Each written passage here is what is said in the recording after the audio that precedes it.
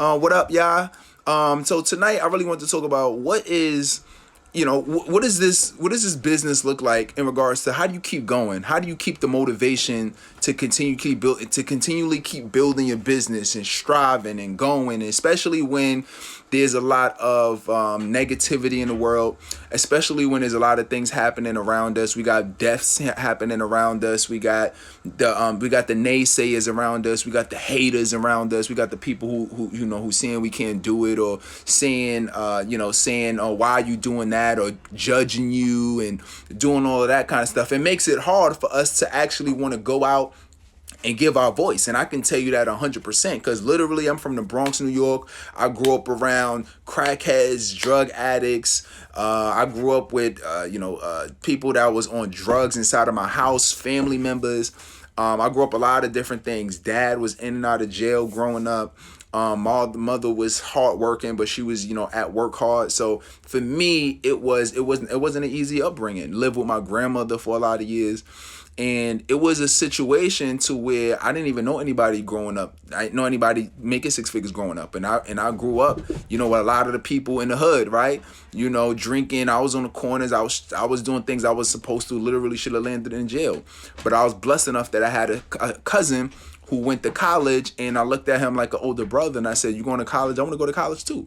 Right? And that put me on a path to me learning other things, and I put me on a path to entrepreneurism, and I put me on a path. I ended up getting my bachelor's degree, got my bachelor's degree in computer engineering, my master's degree in project management. That's why I talk a lot about productivity, right? That's something I just love.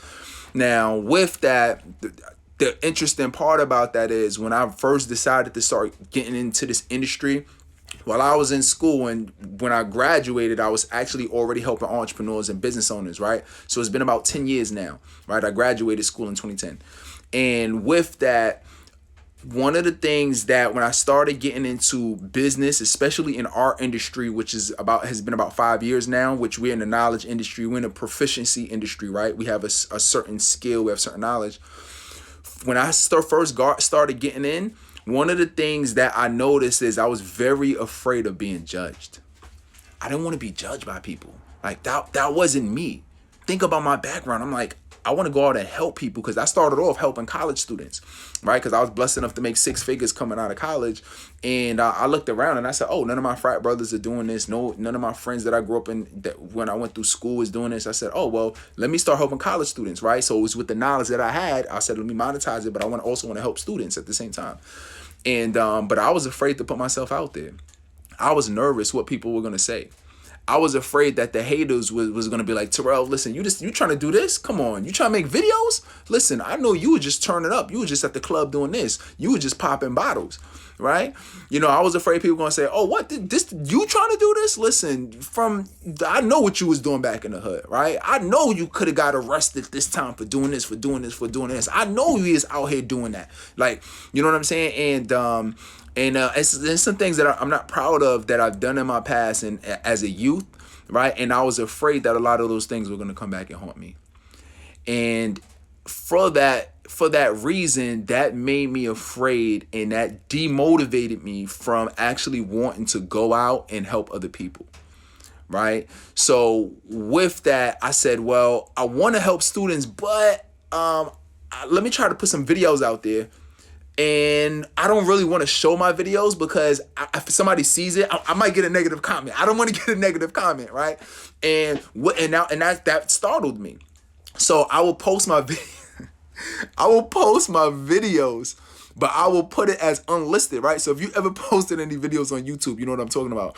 It's unlisted, so nobody can see it. Only if you send somebody the link, right? And that was me. I posted them as unlisted, unless the one or two people that I want to see, I was sending the link to the video. That's how afraid I was about putting out video. Now we doing lives, we doing all of these things, right? I'm telling you my journey from like 5+ years ago.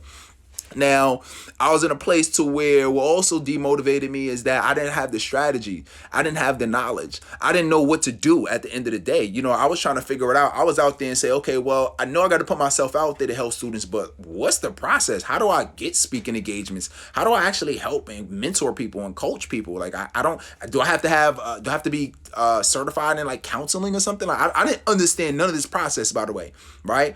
I thought you had to have degrees. I thought you had to have, I thought you had to have all this other kind of stuff to really go out there and make a difference.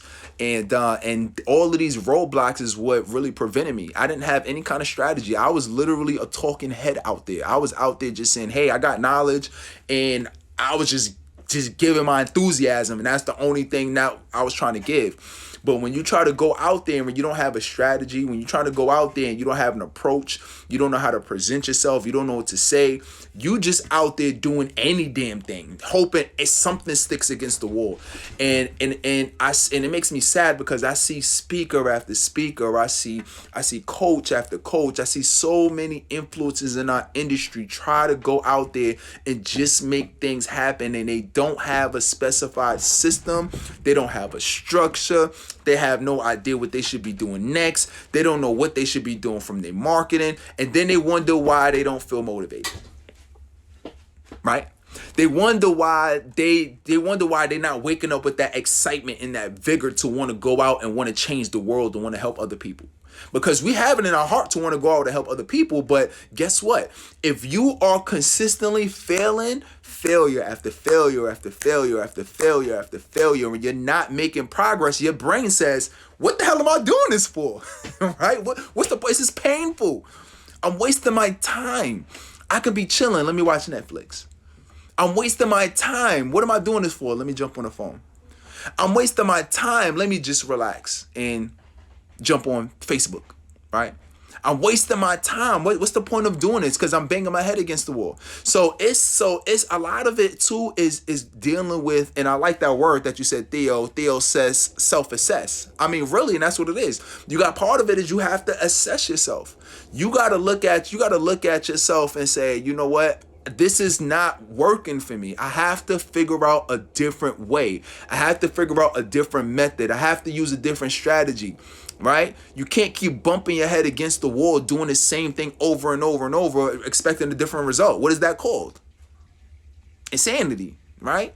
That's what that's called. Anybody who invented any kind of anything. Think about all the inventors. Think about people who really solved the world problems and world issues and things that we have today, right? I don't care if it's the internet. I don't care if it's toilet tissue that was invented. I don't care. Whatever was invented, the light bulb, all of these things that was invented, the airplane, right?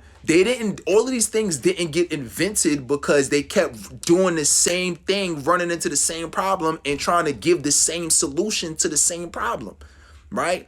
You gotta figure out a different way to be able to do that. Okay? So, I really appreciate y'all. The treadmill effect, yup, great advice. Yup. Jay also says great advice.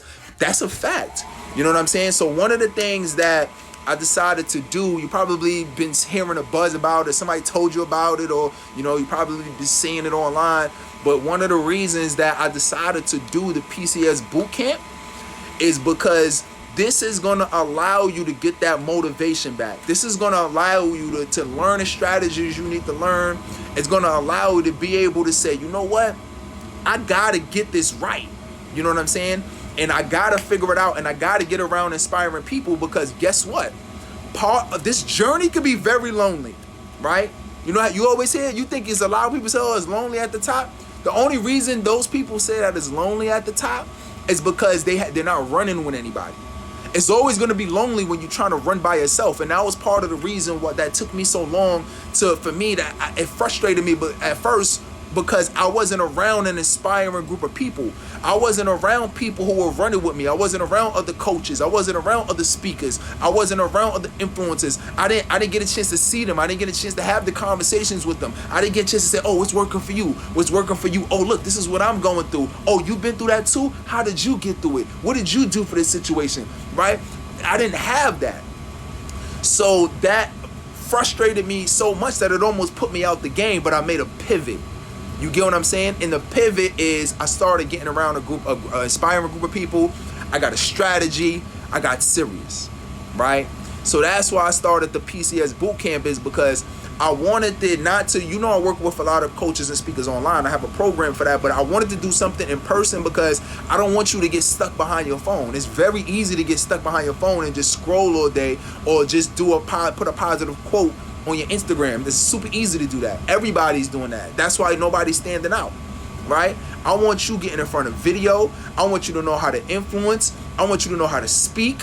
I want you to know how to learn how to coach people. I want you to know how to do the marketing. I want you to know how to attract people into your coaching programs. I want you to learn how to attract people to want to hire you to do speaking. I want people to pay you what you're worth. I want you to be able to grow your brand. I want you to be able to separate yourself from everybody else that's teaching your topic, right?